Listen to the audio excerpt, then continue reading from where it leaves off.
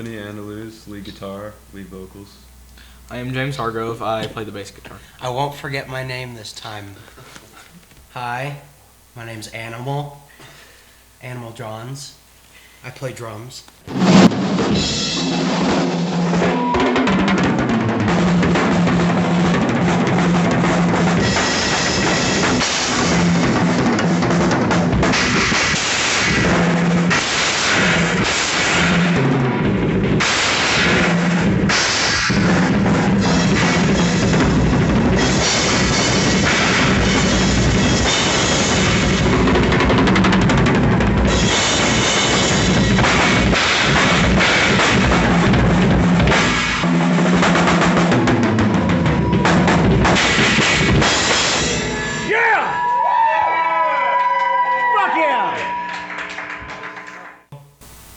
We formed about Beginning of June. yeah, so like 8 or 9 months, something like that. And yeah, I mean, this place pretty much put us on our feet, you know, like it being a all-age venue and all that it was great, you know. Yeah, you guys, I remember you came to me and then you were like, hey, what can we do to get up there and play? I was like, you just go call Selena, schedule it. It was that easy. Yeah. It was, And then you went on the next show we had. we played our first show here. Yeah. And Nice. thanks, Jason. Real nice, Jason. Real nice. You guys have something, so I would encourage you to keep at it, stay together, keep playing. You know, that's what it matters is practice. Make practice. When you just quit making practice is when things start all falling apart. And you know what I learned about this whole thing is, you know, like he's talking about moving to Nashville and stuff, is that, like, you know, I'm a firm believer in destiny and dreams coming true, and, you know, in order, people just, like, you know, whoever's gonna watch this, don't give up on it. You know, the worst thing about it is you see all your friends around you getting all these great, you know, secure jobs that are high paying, and you gotta have the stomach for all this. You gotta keep going because it's rough, and you know, you have to starve. In fact, you kind of have to want to starve, I mean, to get there. Yeah, I mean, you got a good point. You know, the kind of music we're playing, there's really not a lot of demand for it. So you kind of just really have to want it, you know. Yeah. You really got to want to do it. Definitely gotta want it. You gotta love it. Yep. I mean, we met, you know, not even a year ago, and we've been practicing, you know, 2 times a week ever since. So. Well, you can tell. How'd you guys meet? Flyer and Guitar Center. Really? I put it up like Wow. I put it up like a year before I met that So he guy. put up a flyer in Guitar Center, and it was a picture of Dave Lombardo, and it was the Slayer pentagram, and I saw it, and it was like 15-year-old drummer and his phone number, you know, looking for a lead guitarist or whatever, and I was like, dude, that's the ticket. So you Wow. know, I was there to hang a flyer actually, so I hung my Oh, flyer, wow. took his number, called him up, and about a week later we were playing together, and we Nice. just, you know, as soon as we got in a room together, we knew.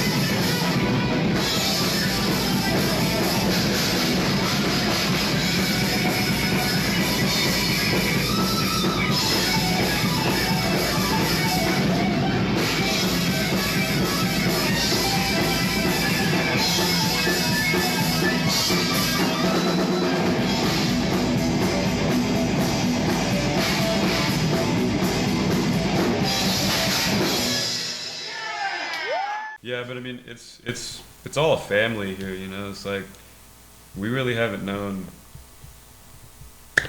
these people very long, but it's like we're pretty close, you know. Yeah. Like after every show, we'd hit up Waffle House with Paul and them, you know. Cool. Yeah, Paul's a good dude. It's Paul.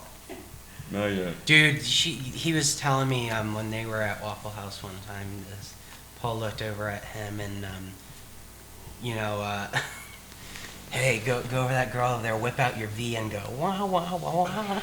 Yeah. Wah, wah, wah. Wah, wah, wah, wah. What But, got you guys into that kind of music? Like old 80s fucking rock? Yeah? really? My dad, yeah. That's what I thought too. Definitely It has not to my dad. be. Well, how'd you stumble across Slayer? Oh, I was just... I think I just knew about them. I just never listened to them. Yeah? I think until I met him, that's when I started listening to him. Actually, what really got me into the music was Guitar Hero. Oh, really? Yeah. Guitar Hero, Ah. you know, that exposed me to so many good songs and so many good bands. And Yeah. What got me into it was just me What? being tired of playing drums slow. no, not Dragon Force. I was really... But, basically, you know, I just was Headache tired of the of... song. I was at drum lessons one day when I was like 12, and I came in and I played Raining Blood. I brought in a double bass pedal because the kit at the place was single bass drum, and I have a double bass drum set, but brought in a double pedal, and the drum teacher was like, "What are you gonna do with that?" And I played Raining Blood by Slayer, and you know, this is at a church, mind you. And I was thinking the dude would say, like, don't ever play that in a church, but he was like, that's sick. And he's a church music minister. And he, you know, he taught me how to play, like, a lot of Slayer. He taught me how to play Angel of Death properly, like Really? all the drum parts. Man, that's awesome. Yeah, I mean, like I said, we're not really limited to one genre of music. It's just whatever we feel, you know. We're a bunch of high energy kids, so Yeah. it's Straight out of the 80s. fast. You guys look like you're time travelers. It's fucking awesome. Rad. Yeah, I mean, we're into whatever's fast and loud and aggressive and whatever pisses off the Christians and Yeah, I really like pissing off Christian, and I'm a Christian, but I like pissing off Christians. Yeah. yeah, this guy's a Christian. But I'm a Christian, but my favorite band is Slayer, so like, fuck you. So yeah. Like I wanted to have them down, Skeptic down. I wanted to have, you know, the Abusements down, and I wanted to have like these and forget one night. I wanted to have the whole weekends dedicated for like this New Year's Eve show. I wanted like, you know, Scavengers and The Devil's Got a Hold of Me to play on the, you know, this night, and I just wanted to go from Thursday night to Sunday. Like I wanted this big old thing, and I get a phone call, and it's Baron from Skeptic, and he's like, so tell me what your plans are now. And I was like, well, I think you guys should play, and then, you know, Abusements can come down, and I mean, they can stay here, and they can live here for the whole weekend, and we'll provide food and this and that for everybody. Well, don't worry about a thing. You know, I just like was going like way overboard. And he like said, all right, hang on a second. He goes, can I ask you a question? I said, yeah, sure. He goes, have you ever owned a music venue before? And I said, nope, can you tell? And he said, listen, he goes, and so anyway, he gave me a couple pointers that day. He was like, you know, Thursday, Friday, Saturday, Sunday, a little too much, especially if you want to have 4 bands a night. He says, you know, some bands don't like to wait around that long. You know, that was a good little tip I got that day. And anyway, he just gave me some pointers, and I took them. And I like to say that Baron was available from that moment on, whenever I needed pointers for anything, whether he's a lawyer, so whether if it was something about Jason's charges or, you know, the venue and the rights and the wrongs with, you know, anything, I was able to always, you know, call Baron and ask, and that was like really, really cool.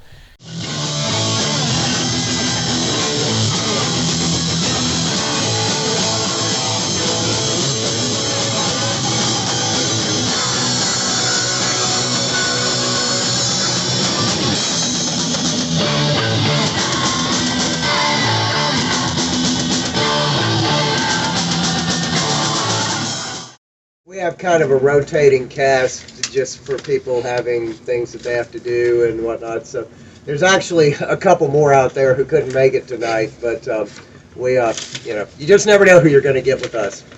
Everybody's taking a turn. I'm Baron. I'm the singer. Been basically playing since the start, and which is probably 20 years ago this year, and which is almost as long as we've been in this pad. I'm Lee, and I do too much, bass and guitar. No, I'm Omar. I've played guitar off and on for. I'm a temp. He played it very nicely. I'm like a temp. I've been with Skeptic since 2007. Sir Drums of Skeptic. My name's Richard. Some call me Dick. Dickard. I'm Matt Weber, and I've been with Skeptic. I've been playing alongside Skeptic since probably the beginning, but I'm in another band, and I've been playing in Skeptic for about 13 years or so. And I'm the bass player, usually, And the voice of reason. when Lee here is not sitting in for me. That's awesome. So, you guys played at Trashbone. What was your initial thought? What do you remember about the venue? I remember thinking, this isn't Birmingham, and this looks like a whole lot of fun. Crowd was very rowdy, which is good. Not knocking that. A lot of energy. That Seems was like they're really hungry for this kind of music. That That's what I noticed about the Huntsville crowd. was probably the most fun show we played all year last year. It also had that atmosphere of the old Birmingham Cave 9 or the Firehouse Yeah, sure. or even the Boiler Room, which was not an all-ages venue. But it had that. Might as well have been. But it had that. It wasn't heavily policed. But a lot of good shows. So, but it had that DIY ethos, and it was very receptive. It felt very comfortable to play in. It felt like you were there with the people who not only were there to listen to you, but the kind of people who were there to put out whatever art they were putting out. I mean, it was it's a great atmosphere. That kind of DIY ethic is fundamental to punk rock, I think, and it's a shame that you guys got the plug pulled on you. Are you guys working on a new album? We're always working on a new album, and the one we've been working on for the past several months, pandemic and so forth, has got that. I think it's kind of a unique feel for it. That's going to be a little different from other Skeptic albums. Probably be fair to say that if you went back through the 5 albums, I think it is, that we have, each one has been better than the one before. A lot of people say that a band's best work is their first album. Not to me. I think our best work was our last album. And the best work before that was the album before that. Each one gets better than the other. And I'm hoping that there's no reason why we can't continue that trend now, at least to what we like. I believe our next album is going to be better than the last, and I believe our last album was better than the last, which was better than the last. At last. Somebody had never heard of Skeptic, and you're like, here, this is our flag. This is something I want, this sums us up or kind of puts us in a bottle. What song would you pick? And it's weird because it gets harder and harder to do set list, because we don't want to be the band that just plays forever and ever and ever, and everybody's like, God, why don't they stop? But when we do these set lists, I'm like, I don't want to take this song off. I don't want to take this song off because I like playing them. The good thing about us is we may not make a lot, of money, and I mean good to us. We may not make a lot of money, but we actually like what we play. And so, trying to pick something to take not play is tough enough, much less pick a single best song or anything like that. I know as Working. as being as being just a fan for about a decade. Being a fan for a decade, it was always Trainwreck and Desperation.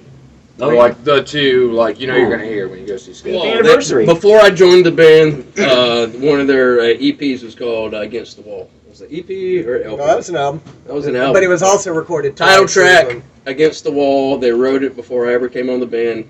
That's probably what I think of as like an emblematic Skeptic song.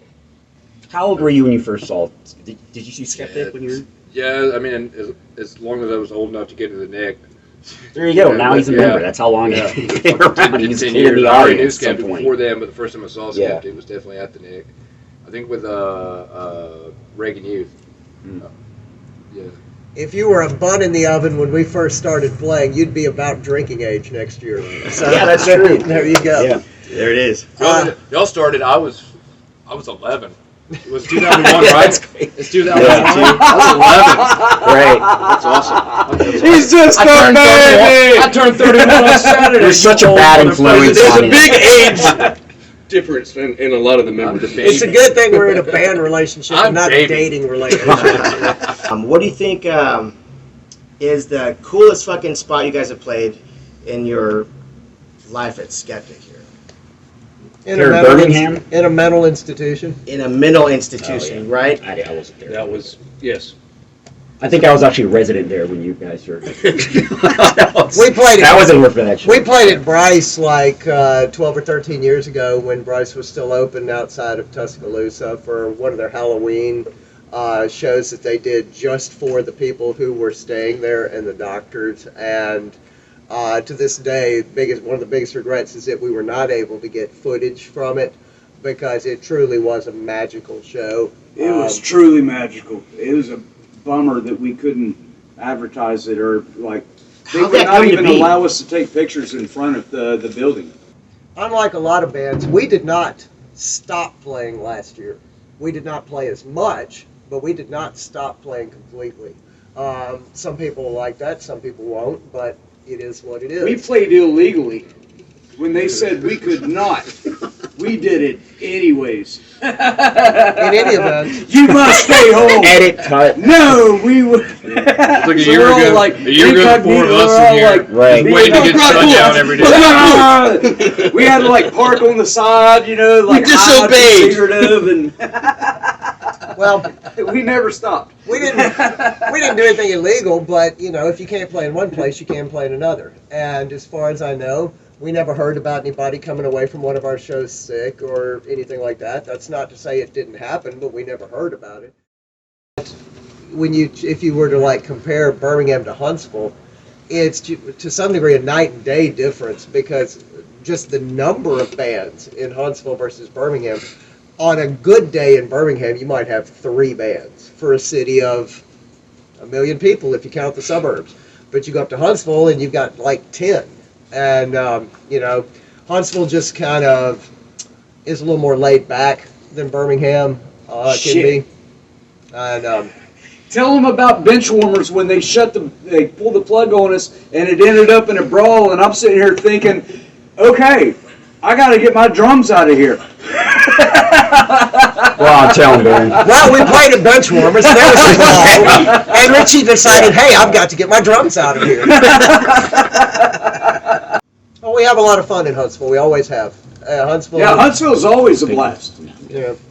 It, Absolutely. that's one place that we try to play as much as we can, but with lives and jobs and wives and children and everything else, I mean, you can only do so much.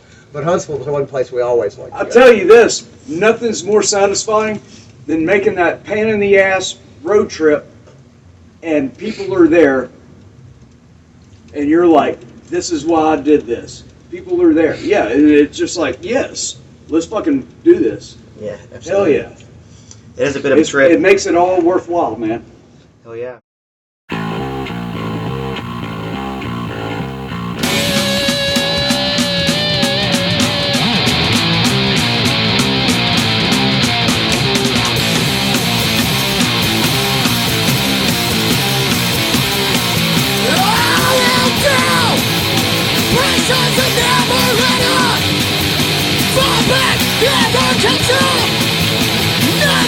Struggle every time.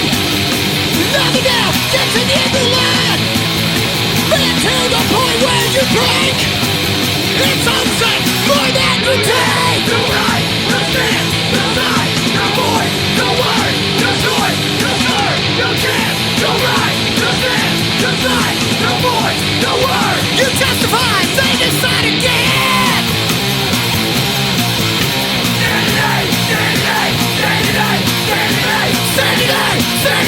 Standing, head down. The strain from the outside got in. another corner kid, divided in 1,000 different ways. Inside it, don't care what the warning says. Can't add up how much that he took. Just walked away without a passing look.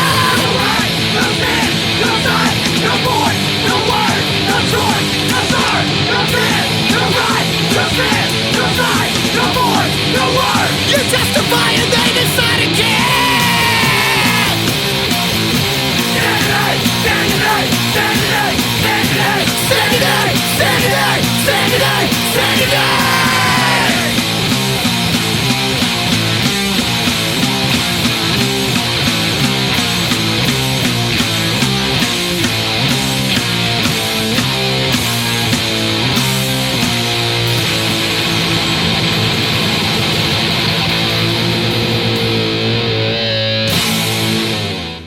I mean, when I walked out there, boy, there was like cops, you know, out the side of my building. There was cops out in the front of my building. Like, I see 1 cop come in, 2 cop come in, 3 cop come in, 4, 5, 6, 7. Hey, they just kept coming in. So here we are, morning after. We pretty much got raided by the fucking police.